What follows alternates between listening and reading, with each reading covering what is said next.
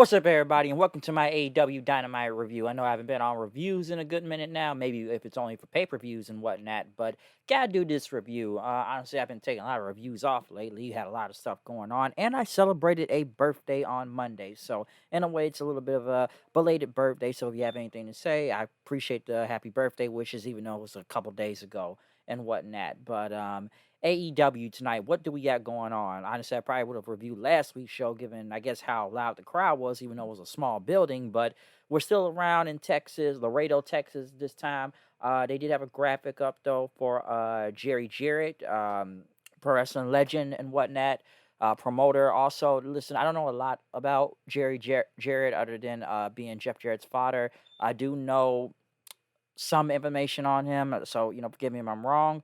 But, I know he helped a lot of guys get their start in this business from, I believe, Steve Austin to Paul Heyman to Jim Cornette. Because I know I've listened to Cornette's podcast. He has said that before. Also, one of the co-founders of TNA. That's mostly what I do know Jerry Jarrett for, was for him and Jeff Jarrett starting up TNA back in 2002. And the reason how a lot of guys even got their start during that time period, from a AJ Styles to a Samoa Joe and others in TNA and whatnot. Because I know he spoke highly of them. I don't remember how many years he was at TNA. I know he left due to I know it was problems with Vince Russo at the time, but Jerry Jarrett, especially big in the Memphis area and whatnot as a promoter. Like I said, it's like three generations of Jarretts that have been in wrestling for over. I have Joe Jeff Jarrett to cut a promo on this, but they've been in the business for a long time, from Jeff Jarrett's grandmother to his dad to him currently, and whatnot. Spawns three generations of Jarrett's and whatnot being in the wrestling business. But condolences to Jeff Jarrett and his entire family, which I'm honestly was actually surprised to see him on his show tonight. To be honest, given I know he passed away yesterday, and whatnot, but he was there in a tag team match. It was him, Jay Lethal, Sanjay Dutt, and Satyam Singh versus the acclaimed badass Billy Gunn and Orange Cassidy. Honestly, this was a forgettable 8-man tag. It was whatever. I know the acclaim rapped about Jarrett saying, Jeff's dad was a legend, and talking about TNA lockdown. Listen, you didn't miss much from this, okay? Like I said, you know, the acclaimed and him got the win. They ended up pinning Sanjay Dutt, and they did the scissor thing, but this was literally a forgettable 8-man tag. Okay, I was just actually kind of surprised to see Jeff Jarrett. I'm like I didn't really think he was gonna be there, given what happened. But the guy, no, like I said, the guy's a true professional to even still come out and be on this show tonight. But like I said, condolences to the Jarrett family. As for this tag match, it was whatever. You didn't miss much from this. Next, John Moxley and Claudio Castagnoli versus Rush and Preston Vance in a tornado tag match. Listen, if you're gonna see a Moxley match, expect a lot of blood, and I'm not surprised. I'm almost surprised the camera didn't see him blade this time, but I feel like we get blood almost every week on this show, and we see somebody blading at this point, especially Moxley and whatnot. And the camera does not know when to move away. But when it comes to a John Moxley match, expect blood. Just expect blood for no reason half the time. As for the match itself, it was a really good tornado tag out there. I'll give it that. But did I need to see any blood in this again? No, no, you really didn't. Okay, but it was a brawl between both of these guys, all four of these guys going to the crowd and whatnot. Mox ended up, getting like a chain, or it was like I forgot what he did, like submission, like an arm bar or something onto Preston Vance to make him tap out.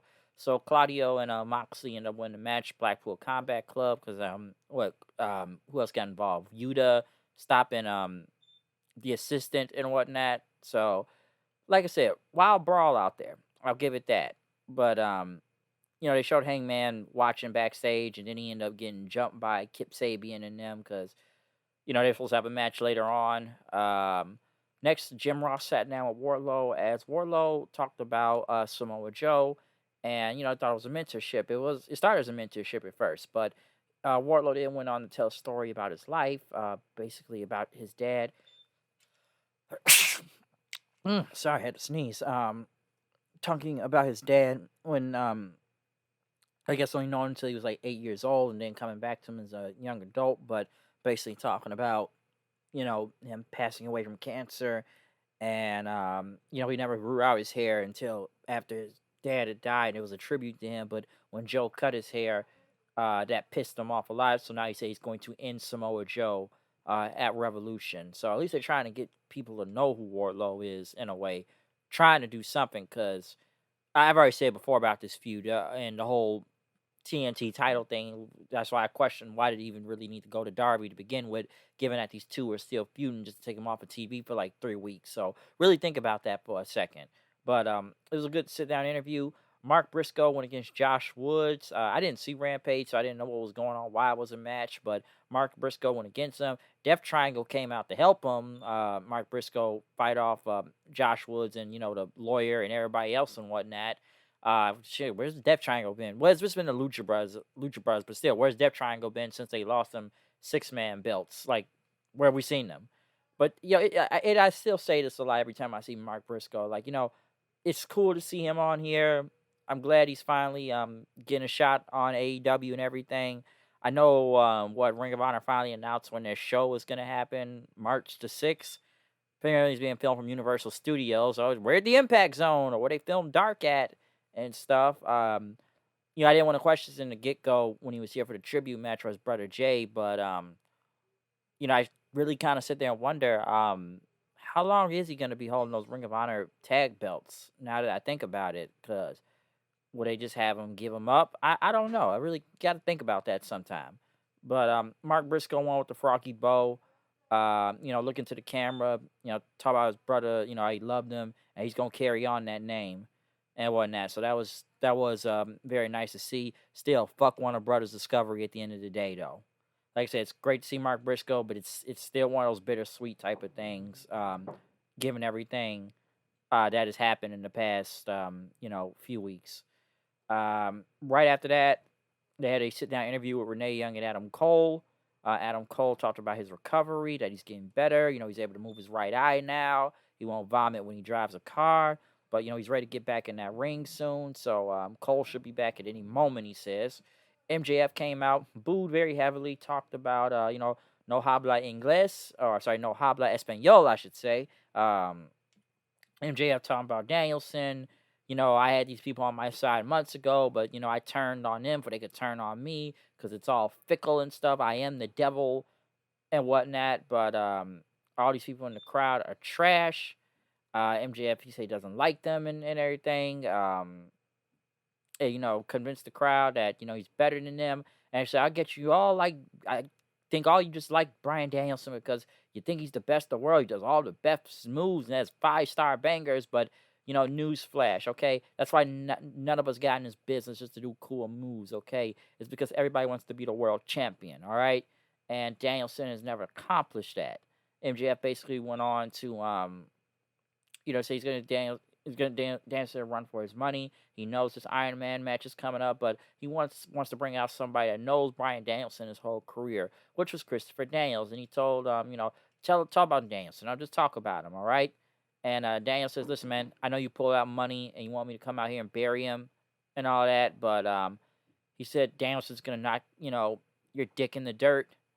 And talked about some of the accomplishments being the king of the indies of APW and Ring of Honor and, all the way to AEW now, and that he will win. He will become the world champion. That, you're going to lose that title. You're going to be a fraud. MJF smacked the mic out of his hands. Danielson slapped him. MJF put his armbar in. Danielson came out for the save then after that. Good segment, though. Very good promo segment. At least it was actually about the match this time. Don't get me wrong. I still thought MJF's promo last week was great about him getting some head in the car and still switching the body, even though people actually thought it was real and actually called the police on him. That's called being a true heel there, folks, and everybody laughed, so it's not like people really booed at him at the same time, but at least this was actually about the match this time and bringing out somebody Danielson knows and talking about, instead of just talking about MJF getting some head in the car, because that has nothing to do with the match. Hey, good for you and everything, but still, what does it got to do with the match? Jungle Boy went against Brian Cage. Wow, Cage losing to Jungle Boy again. Dude, Cage is dead in the water at this point. I don't know. Like I said, he had the weakest match out of him with Danielson, but still, losing to Jungle Boy again, oof, rolling my eyes. But then again, I'm wondering, like, dude, I'm wondering how long he's gonna be in this company. Now that I think about it. Right after Jungle Boy walked off, Christian Cage returned in, still had his arm in his sling. Jungle Boy tried to run up on him, but he ended up getting maced. Christian laughed, took off the elbow brace, hit the kill switch. So Christian Cage is back. I almost forgot about this feud and that him and Luchasaurus disappeared. What was it? After Full Gear, they've been gone. So yeah, we haven't seen them in months. But Christian is heel now, so I guess we're still going to continue that match. Renee Young announced that the Guns will defend their titles Revolution and some triple threat fatal 4-way match or battle royale. Then it's a casino royale or the Acclaimed are now in their rematch clause. I don't know. Maybe FTR will be in the match. I don't know.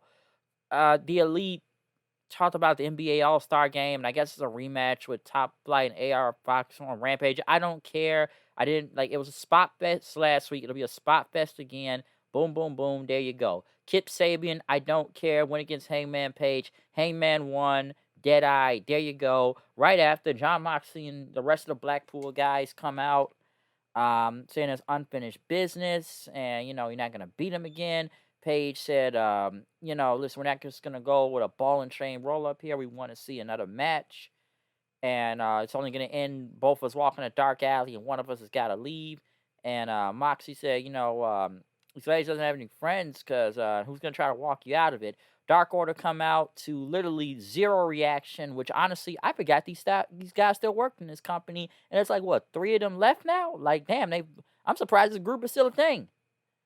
And the Uno guy, the Pizza Uno, talking about I'm supposed to believe he can take on Moxie now all of a sudden. Like, come on, like why are they out here? Why? And then again, what Mox basically I don't know Uno. You want Hangman's gonna challenge with a Texas Death Match, or Mox says it's gonna be a Texas Death Match. I don't think the crowd really cared that much about this, or even gave that much of any type of reaction to even what Moxley said it was a Texas Death Match. Why do we need to see a Texas Death Match? Listen, I'll give them credit. They've had some really good matches in these past few weeks. But now, why are we seeing another one at the pay-per-view? How much is this series going to go? We've already had the rubber match. Do we need to see another match from both of these two? Not really. And this segment didn't really do them no favors. Bringing the Dark Order definitely didn't do them no favors out there. So did we need to see any of these guys? No, not really.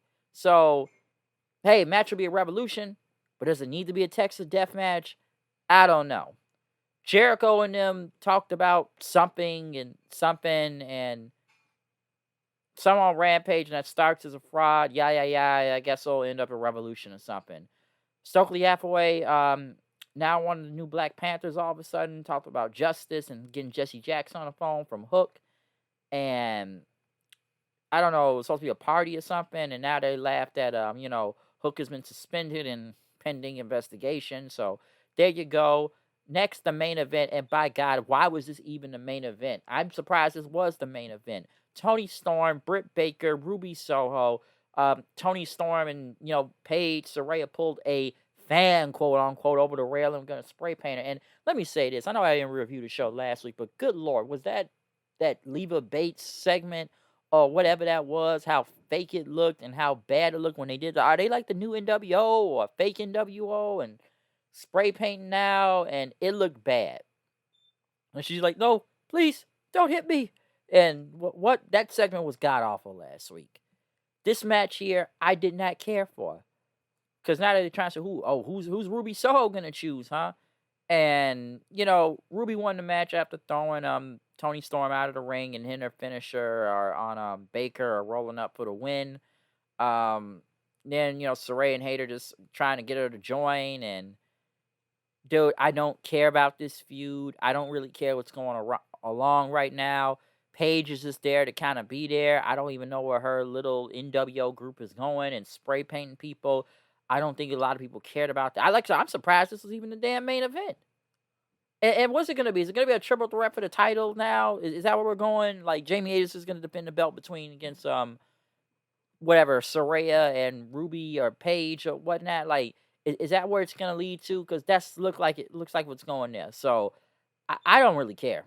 I honestly don't care because after seeing last week's segment and even more of tonight, I do not really care what's going on with this or the women's division in general. The women's division been bad, so there's no question about that. But I just don't even care what's even going on along. I did not care for this main event. It was literally whatever to me that I was halfway paying attention to it. Okay, that's what I would say. I'm surprised this was even a damn main event in general, but that's Dynamite for you folks. So it's not really much I can say that was really good about this show, except for maybe the MJF promo. That's kind of it. Everything else, I'm like, we went from one 8-man tag to another tag to, I don't know. It I just wasn't seeing it out here tonight. I'm sorry. It was definitely not all that. Okay, this show was not really that good. So I thought last week's was a little bit better. And that was mostly because of like Rush and Danielson last week. But other than that, that's my review for Dynamite. Comment, subscribe, follow me on Twitter, Hooded890. I'm out here. I'll see y'all then. Peace out.